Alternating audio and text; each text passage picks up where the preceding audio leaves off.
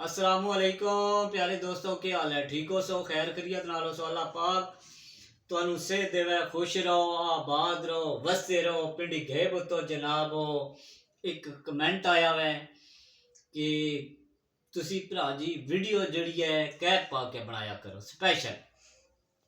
कोई ऐसी वीडियो सी जिहदे विच कैप ना पई होसी ते तक्की ने ते उन्हें आख्या जी सानू बड़ा तुहाड़े ते गिला वै, शिकवा वै, ते वीडियो कैप पा के बनाया करो। तो हुण जनाब वीडियो मैं बनाना पिंडी गए वाले हो तुहाड़े नाल, तो मेरा है भी लव यू है।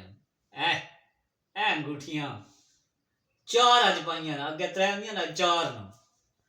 सुनो, तू कोई मामूली यार ता नहीं, ओ तकु याद बुलावा मर पावा, तड़ी याद बुलावा फड़क पवा,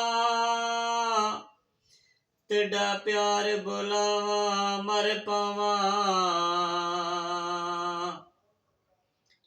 लख वार जनाब दा जिक्र करा, ओ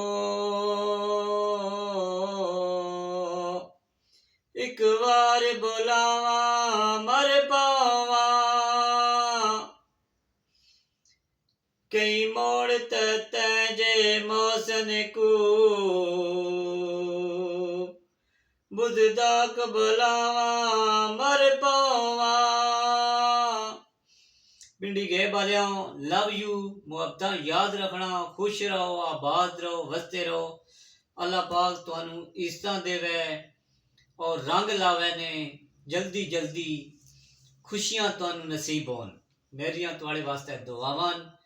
ते जे वीडियो अच्छी लगे कमेंट में लाजमी दसना मैं कि वीडियो अच्छी है, गलत है, सही है, इस कोई कमी पेशी रह गई है तो जनाब माजरत।